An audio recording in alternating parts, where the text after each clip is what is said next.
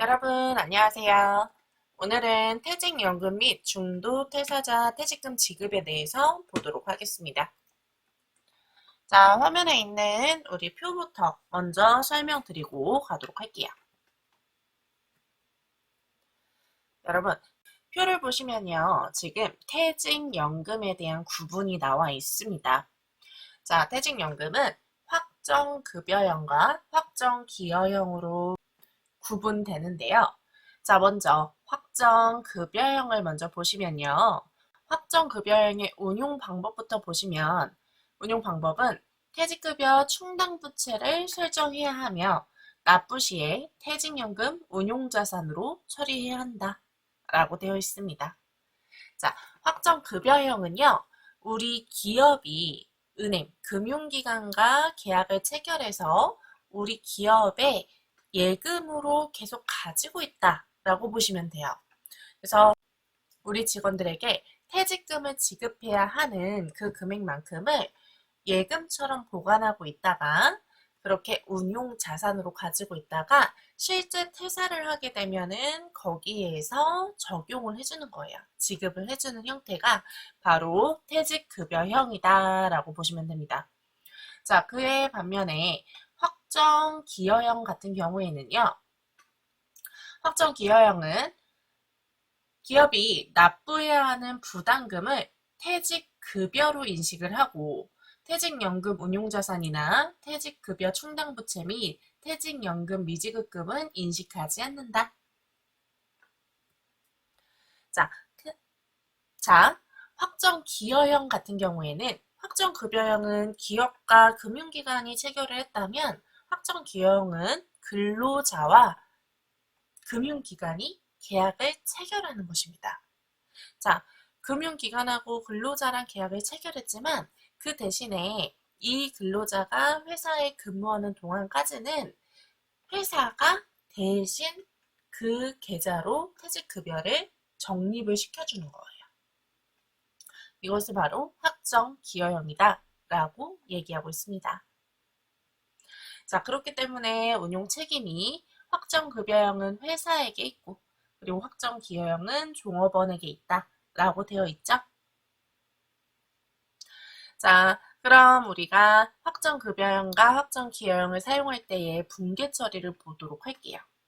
첫 번째, 퇴직연금을 납부할 경우.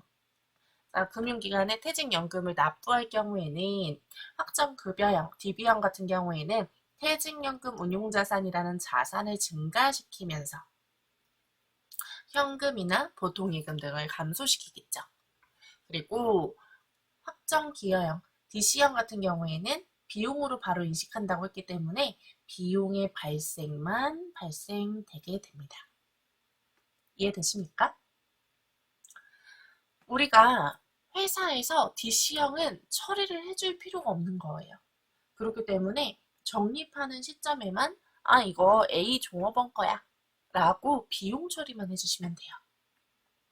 자, 두 번째, 운용 수익이 발생했을 경우. 자, 운용 수익, 즉 이자 수익을 말해요.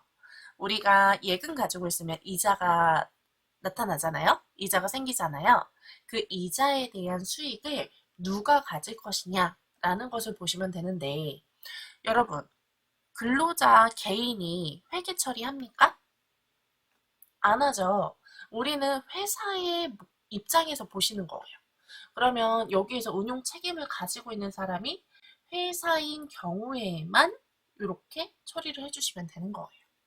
종업원인 경우에는 어차피 이제 소속이 종업원 걸로 넘어갔기 때문에 그 이자 처리는 회사에서 해줄 필요가 없겠죠. 그래서 우리는 운용수익 발생 시에는 DB형에 대해서만 퇴직연금 운용 자산이 증가했고 그 이유가 이자 수익 발생 때문이야 라고 이렇게 분개를 해주시면 되는 겁니다. 자, 그래서 하단에 있는 이 별표 파란색 글씨를 참고해 보시면 지금 제가 설명해 드렸던 내용이 그대로 반영되는 것을 보실 수 있습니다. 자, 마지막으로 결산 시예요. 결산 시의 분계를 보시면요. 결산 시에는 DB형 같은 경우에는 이제 우리가 계속 납부하고 가지고 있는 우리의 예금 같은 거라고 했잖아요. 그러면 이 예금 같은 요 계좌 안에 들어있는 돈 빼고 우린 내년에 또 우리 직원들이 퇴사했을 경우를 대비해서 퇴직 충당금을 설정해 주어야 합니다. 그래서 이 퇴직 충당금을 설정할 때의 분계를 이렇게 다음과 같이 사변에는 퇴직급여로 발생을 시켜주시고 그리고 대변에 퇴직급여 충당 부채로 부채를 증가시켜 주시는 거예요. 자, 이렇게 처리를 하시게 되면요. 퇴직급여 충당 부채라는 계정과 퇴직연금 운용자산이라는 계정은 서로 연결되어 있는 계정이에요. 서로 연결되어 있기 때문에 두 가지에 대해서 퇴직급여 충당부채로 설정해두면은 퇴직연금 운용자산하고 같이 우리 증가 감소 부분에 대해서 연결해서 관리를 하실 수 있는 겁니다. 자, 그리고 확정기여형은 결산 시에도 마찬가지로 우리가 관리해줘야 되는 부분은 없는 거죠. 이거는 납부로 끝. 이해되시죠? 자, 그러면 우리 한번 문제풀이를 해보도록 하겠습니다. 자, 실무 문제 1번 보시면요. 3월 16일에 확정기여형 퇴직연금 제도를 설정하고 있는 당사는 퇴직연금의 부담금, 기여금 150만원, 자, 제조가 100만원, 그리고 관리가 50만원으로 보통예금 계좌에서 2차여 납부했다고 합니다. 자, 이때 본 문제에 한해서만 확정기여형 퇴직연금에 가입한 것으로 한다고 했어요. 여러분, 확정기여형 퇴직연금 제도로 되어 있는 경우에는 우리가 납부할 때만 분계 딱 한 번 하시면 되죠. 자, 어떤 걸로 해야 돼요? 차변에 퇴직급여로 하셔야 되는 거죠. 자, 근데 여기서 잘 보세요. 제조에 100만원, 관리에 50만원. 이 말은 퇴직급여는 비용이잖아요. 자, 이 비용에 대한 발생을 제조경비랑 판매비와 관리비랑 분류해서 분계 처리해라 라는 뜻입니다.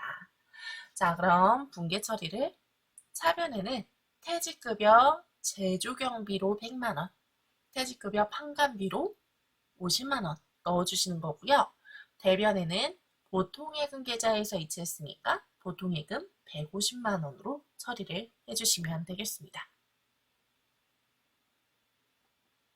자, 다음 2번. 2번은요. 퇴직연금 운용자산 계좌에 이자가 30만원이 입금되었다. 당사는 전임 직원 퇴직금 지급 보장을 위해서 은행에 확정급여형 퇴직연금을 가입되어 있다. 여러분, 일단은요, 퇴직연금 운용자산 계좌가 있다는 것 자체가 확정급여형이라는 얘기겠죠. 우리가 확정기여형이면 종업원 계좌로 넣어주는 거니까 종업원의 명의로 되어 있는 계좌로 넣어주는 거예요. 그렇기 때문에 퇴직연금 운용자산 계좌가 따로 있진 않을 거잖아요. 문제에 나와 있지 않아도 DB형이구나 라고 생각을 해주시면 돼요. 자, 우리 이자 들어왔을 때, 운용수익 발생했을 때 분기 어떻게 했습니까? 차변에 퇴직연금 운용자산 30만원 넣어주시고 대변에는 왜 들어왔다 그랬죠? 이자 수익 때문에 들어왔다 라고 분계 처리하시면 된다고 말씀드렸습니다. 자, 그러면 우리 1, 2번 문제 프로그램에 한번 넣어보도록 할게요. 자, 프로그램 실행하시고요. 일반 전표 입력 열어보겠습니다. 자, 일반 전표 입력에서 1번 문제부터 진행해 볼게요. 1번 3월 16일에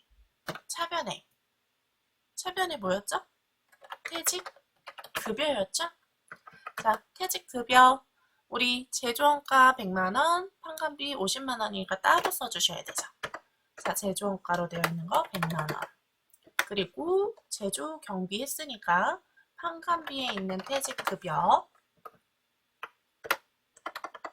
50만원 넣어주시고요.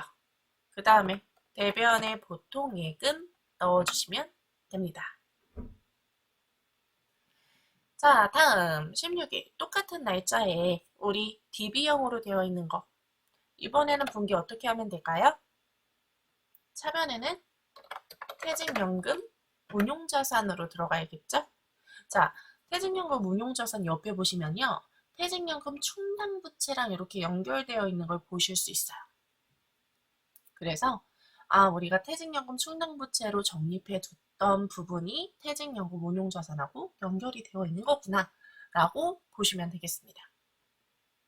자, 지금 퇴직연금 운용자산 넣어주시고 얼마? 30만원. 대변에는 이자 수익 발생했습니다.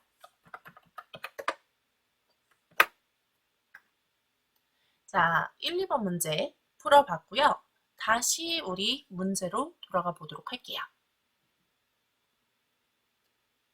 자, 다시 문제로 돌아왔고요. 우리 다음 3번 문제 보도록 할게요. 자, 3번. 3월 16일에 사무직원 홍희동 씨가 퇴사하여 퇴직금을 우리은행 보통예금 통장에서 지급하고 퇴직소득 원천징수 영수증을 발급하였다. 단, 퇴직급여 충당부채 잔액은 충분하고 퇴직금 중 300만 원은 퇴직연금 급여형에 가입되어 있다. 자, 이 경우에는 우리가 분계를 어떻게 해줘야 할까요? 일단은 금액이 얼마인지를 추가적으로 확인을 하셔야겠죠. 자, 아래 나와 있는 퇴직소득 원천징수 영수증을 좀 보실게요. 자, 영수증 보시면요. 홍길동에 대한 정보고요. 지금 9년부터 우리 2009년부터 20년 3월 16일까지 근무를 했네요.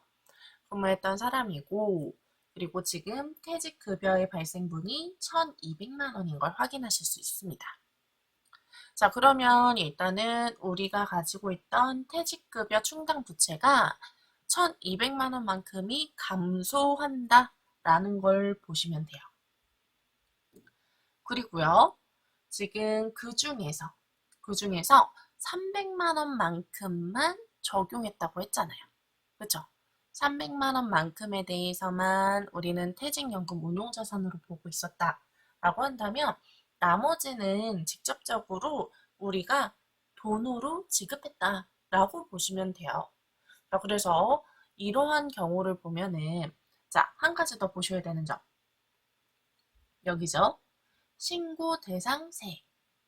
자, 우리가 퇴직소득에 대한 소득세를 원천징수 해줘야겠죠. 원천징수 해주려면 뭘로 써줘야 돼요? 어떤 계정? 예수금 계정으로 44만 원을 넣어주셔야 되는 거예요. 자, 그러면 분계를 할 때 지금 아까 보셨던 퇴직급여 충당부채로 넣어야 되는 금액 얼마?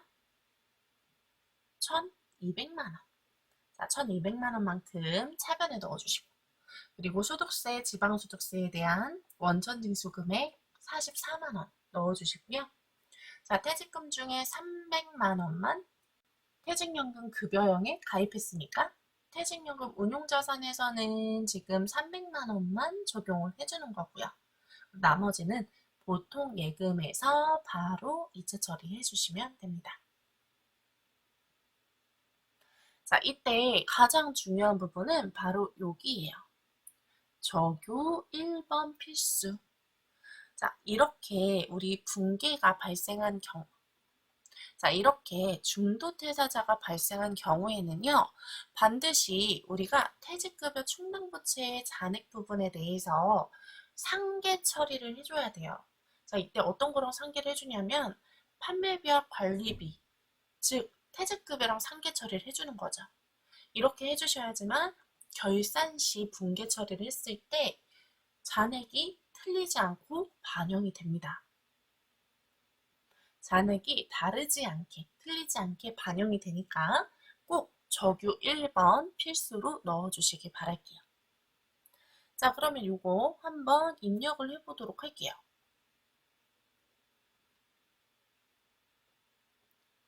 자, 전표 입력 다시 돌아왔고요. 여기에서 우리 분계 똑같이 16일이죠? 16일 날 차변에 퇴직급여 충당 부채죠. 자, 퇴직급여 충당 부채 얼마예요? 1,200만 원. 우리가 지급한 퇴직소득 모두 다 넣어주시면 되는 거예요. 자, 이때 적요 잊지 않고 1번 넣어주시고요. 그 다음에 대변에는 예수금, 소득세와 지방소득세를 합친 금액만큼만. 자, 그리고 퇴직연금 운용자산. 자, 퇴직연금 운용자산 두 번에 대해서는요, 300만 원 넣어주시면 되겠습니다. 자, 300만 원 넣어주시고, 그 다음에 나머지는 보통예금에서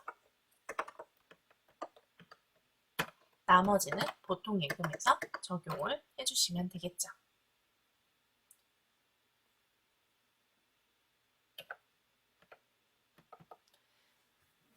적용은 이런 부분들은 지워줄게요.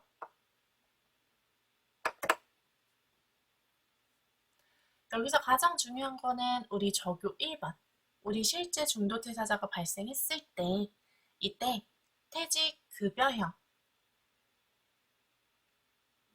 확정급여형을 사용하고 있다면, DB형을 사용하고 있다면 퇴직급여 충당 부채로 정리를 해줘야 된다는 점. 요거 다시 한번 반영을 하실 때 주의하시길 바랄게요.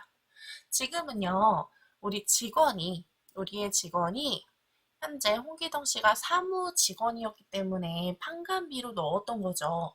그쵸, 여러분? 근데 만약 제조 직원이었다, 생산부 직원이었다. 이렇다면 그때는 2번 제조로 우리 상계 처리해 주셔야 합니다. 요거는 주의해서 봐주시길 바랄게요. 자, 그러면 이제 오늘은요, 여기까지 보는 걸로 하고요. 다음 시간에는요, 우리 기타 비용의 거래에 대해서 보도록 하겠습니다. 오늘 고생 많으셨고요.